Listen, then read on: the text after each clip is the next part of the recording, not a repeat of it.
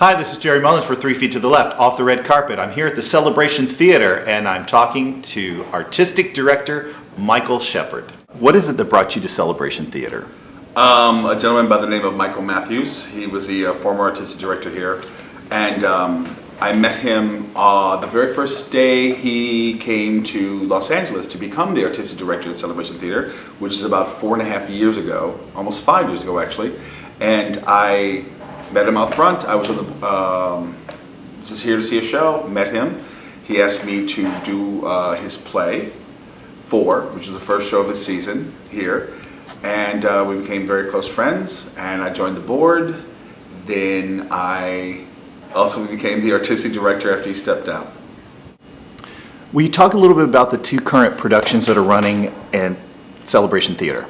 Actually, we have 3 productions running at Celebration Theater right now. Our main stage show is Title of Show, written by Jeff Bowen and Hunter Bell. It is a musical about 2 guys writing a musical about 2 guys writing a musical. It is currently playing on our main stage show until the end of August. It is a fun musical theater journey. If you enjoy musical theater, you will absolutely love this show. Our second show, which is our late night show, is LA Tool and Die Live. It is based on the 1970s porn movie LA Tool and Die. We have adapted for the stage, but we have taken it one step further and have turned it into basically an airplane for porn. And it's very funny, and it's a send up on all those just very iconic 70s porn films that are so great. We also have a new thing here at Celebration Theater called CT Tuesdays, where we are taking up-and-coming playwrights and workshopping their play for 3 to 4 weeks on Tuesday nights, so that these new playwrights can not only be seen by an entirely different group of people who may not ever experience their work, but also gives them a chance to hear their works out loud on stage in a workshop setting. So they can continue to work and make the scripts better, or finding out what works, what doesn't work. So it's a really good program for us here at Celebration Theater in terms of making sure that we pay it forward to the younger generation of lesbian and gay playwrights. One of the exciting things that's happening at Celebration Theater, when I came in to take this position, I realized that we were basically catering to white middle-class gay men. And that's our core, and I'm very happy to have it, but to be an inclusive theater, you have to reach out into the community and really start going, all these little sections are all us. These are all who we are. So we started a program with the Jeff Griffith Youth Center, where we did two 10-week sessions of acting improv with their clientele over there. We'd have about 15 students a week that would come here, and basically what that was, it was improv and acting, but it was basically getting them prepared to go out into the workforce, giving them the skills to interview, giving them the skills to be able to have just a general rapport with, and look someone in the eye, something like that. And once I realized that we were having success with bringing in that population,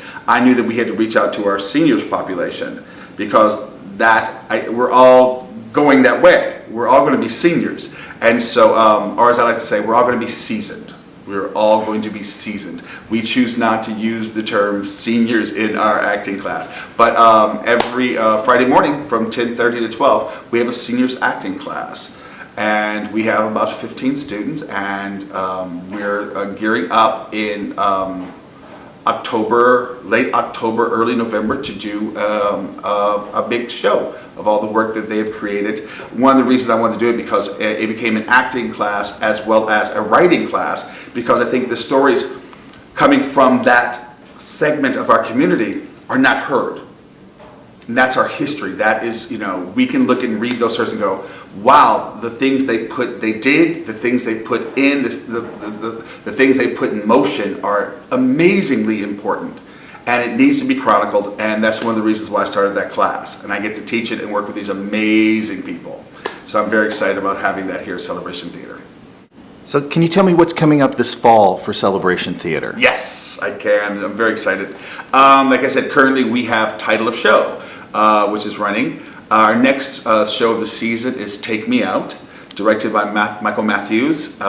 We are planning some very exciting things for that production. I can't tell you what they're going to be, but it's going to be something that we have never done here at Celebration Theater, and I'm very excited about that. Following that will be the world premiere of Brian Pugash's musical, The Next Fairy Tale. It's about what happens when the next fairy tale to be created by all the fairies and the Queen Mother ends up being about two princes and not a prince and a princess. Following that, we have Bashed, a hip-hop gay opera. It's a two-person show directed by Amina Kaplan. It is dangerous, it is sexy, it is thought-provoking, and it will make people rethink what they know about rap.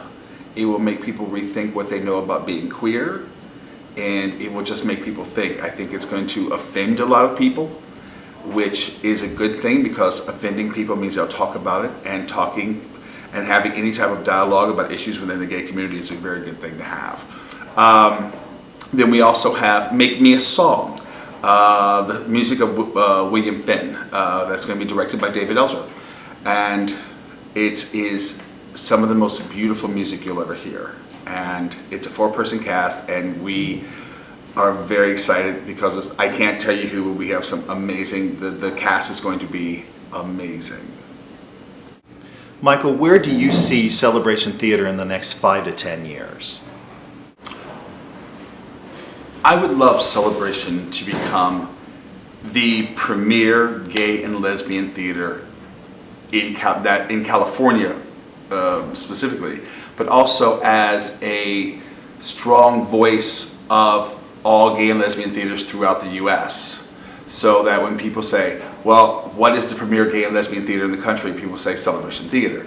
I would love for Celebration Theater to move into its own space that it owns outright. I would love to have someone with, capital campaign start that so that we can have, I would love our theater to be completely green. I would love the theater to be green. I'd love the seats to be reimagined from other objects, so that everything, all the lights, everything in here would be green, so that we're not just, we're walking the walk and talking the talk, so that the theater would just, be a model of what other theaters can become. I would love for Celebration to be more recognized within the gay community in Los Angeles. We've been here for 28 years. And there's still a lot of people that don't know we exist. And my job in the last 2 years that I've been the artistic director has been getting out in the community and talking about Celebration Theater, as well as producing an incredibly high caliber of work here that has been bringing people back to this theater that haven't been here for 10, 12, 20 years. They're now coming back, and that's a very exciting thing for us. One of my dreams for doing theater, and I said this when I first took over, is that I wanted it to be an all-inclusive theater. Like, I know that Celebration is the quote-unquote gay, lesbian, bisexual, transgender, queer, questioning, and intersex theater, but I want it to be the LGBTQIA theater, A meaning allies, because we have to have our allies supporting us as well. I don't want to say that it's not important to do gay theater, but I'm saying that more people are recognizing that it's just theater and that we are doing good theater.